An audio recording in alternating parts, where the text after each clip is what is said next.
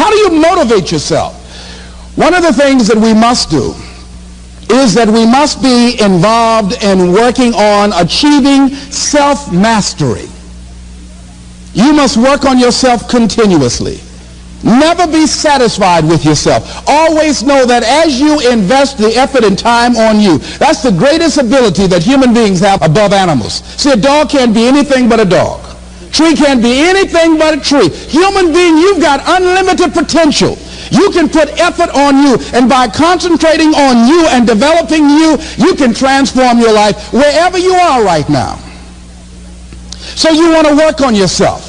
You want to read books that inspire you and motivate you. You want to listen to tapes over and over and over again. And I suggest that you listen to tapes when you first get up in the morning. You want to control the spirit of your day. When you first wake up in the morning, your mind is operating at 10.5 wave cycles per second. That's when the subconscious mind is most impressionable. Whatever you hear in the first 20 minutes when you wake up, that will affect the spirit of your day. When you listen to tapes, listen with relaxed belief, believing that this can happen for you. And by listening to them, listen to them over and over and over again, and you will get a breakthrough. And as you continue to work on yourself, you will begin to expand your vision of yourself. You begin to work towards self-mastery. And you will begin to see it reflect itself in all the dimensions of your life, your mental life, your physical life, your social life, in your relationships, your monetary life. So concentrate on developing yourself. Because if you don't, I guarantee you that you will make a settlement. And most people have. In addition to working on yourself, and as you work on yourself, you feel good about yourself, and as you feel better about yourself, you treat yourself differently. Develop a health plan. See, you can't feel well and do well if you don't have good health. You can't perform if you don't have your health. Your health is valuable. Develop a health plan. A plan that you will follow, because this is the only vehicle that you have to carry you through this experience called life. And you want to take good care of it because you love you enough. You care enough about you. And that's not easy. It is not easy having a health plan and sticking to it. But you're worth it doing it again and again and again. I have lost 22 pounds several times. Next thing is, as you take care of yourself, the next key is keys to motivation, to self-motivation. You want to live life with energy and passion. You want to make a conscious effort to be lively. See, in life, you're either saying hello or goodbye. You're either on the way or in the way. Leave dead people alone. Some folks just walking around looking, say, how you doing, honey? Stay away from these people. Just go away from them. It affects you.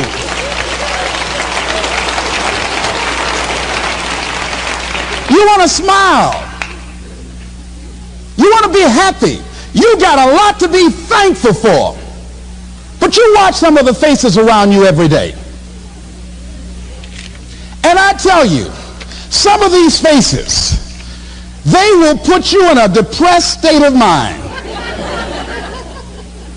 So you want to avoid these kind of faces. When you see them coming, turn your head. Next thing is that you want to monitor your inner conversations. The things that you say to yourself.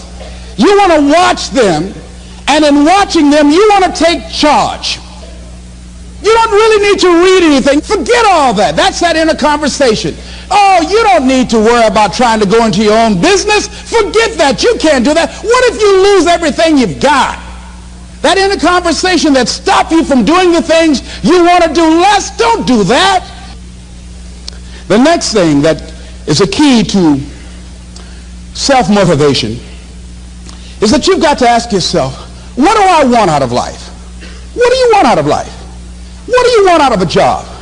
What do you want out of a career? What do you want out of a relationship? What do you want? What gives you your life?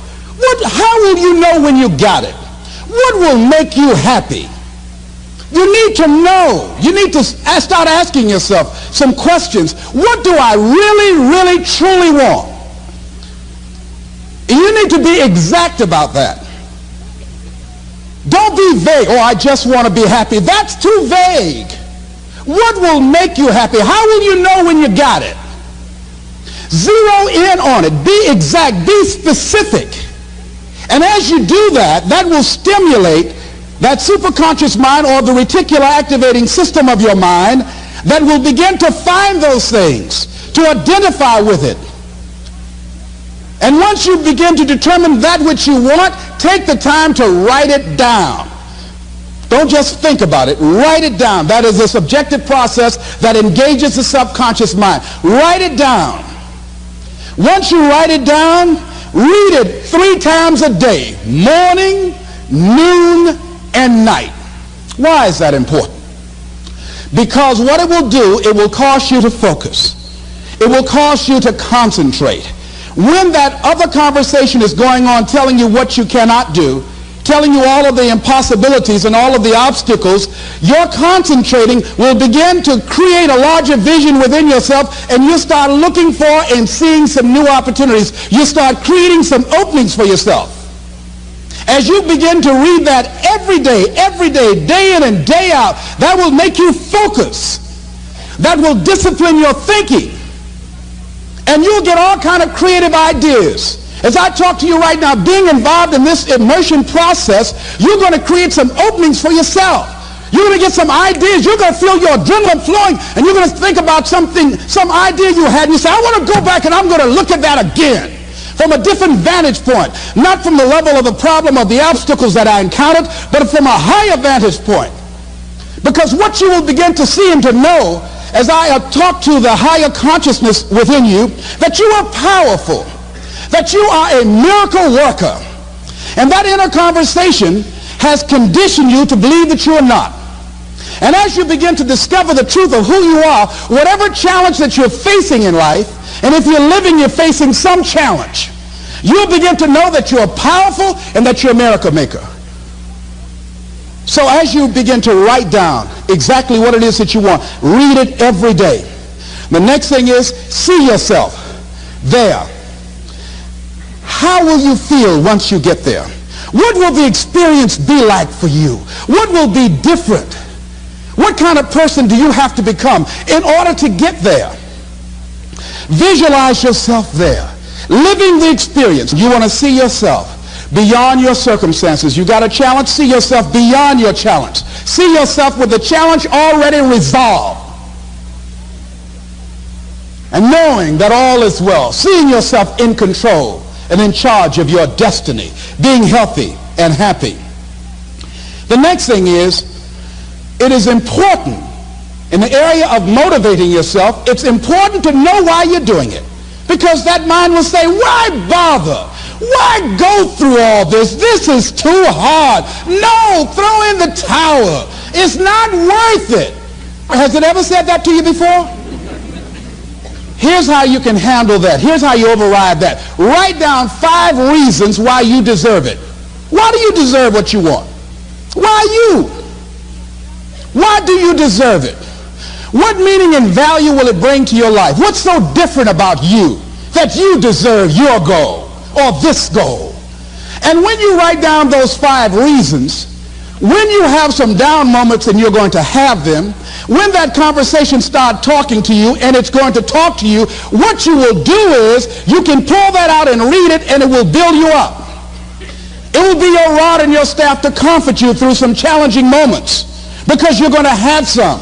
Life will knock you between the eyes. It will catch you on the blind side, come out of nowhere, stuff you can't anticipate that will knock the wind out of you. You want to give up. That's why it's important for you to work on yourself, listening to tapes, building yourself up, talking to yourself with power, feeling, and conviction, building yourself up day in and day out. The next thing is that whatever you do, you want to develop technical mastery. You want to be the best at what you do. You want to master it. See, part of self-motivation is you've got to find something that gives you a strong sense of competence. Well, you become known for that. You develop a reputation of being good at doing that.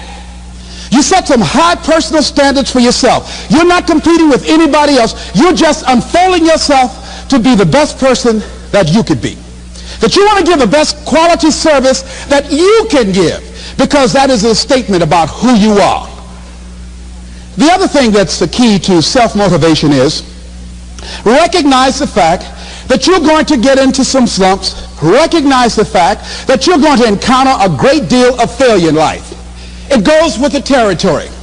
But in the face of that, you want to be relentless. When you want something, you don't expect everybody to say, oh, come on in. Oh, you want this? Oh, great. We want to give this to you. You're such a nice person. You're doing it for your family, aren't you? Great. No, life isn't like that.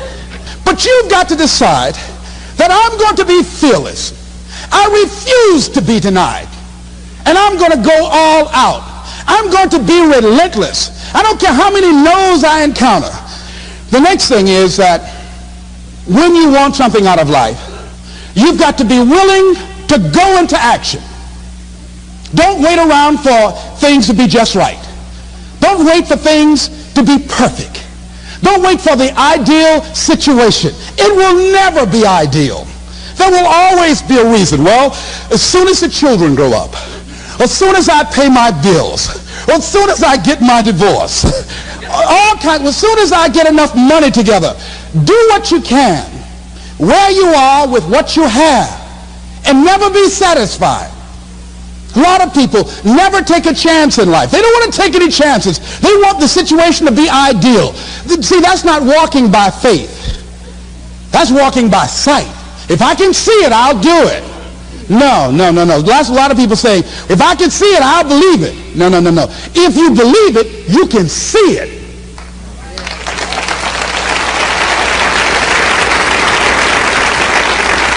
And don't be disturbed because no one else can see it. That's not unusual. That is ordinary. But because you want some different kind of results in your life, you've got to be willing to be unreasonable. If you want unreasonable results in your life, you've got to be willing to be unreasonable. Part of being unreasonable, you don't judge according to appearances. Part of being unreasonable, you can see it because you believe it. That's part of being unreasonable. Part of being unreasonable, you're like Paul who said, you must have the faith to call forth those things that be not as though they were. That's part of being unreasonable. Most people won't do that. One of the keys to self-motivation that empowers you is that you want to find a cause larger than yourself. Find something that you can contribute to. Find something that you can make a difference because you can. Part of what feeds your larger vision, part of what gives you a reason for being, part of what gives you your life is being able to give something back. Say, I can't afford to give anything. You can't afford not to give.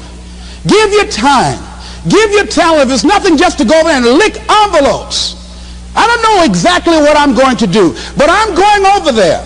It's part of my tithing in the universe. Once you develop that special sense of mission, and that's what you develop when you're part of a larger cause than yourself, it drives you. You don't need an alarm clock to get up in the morning.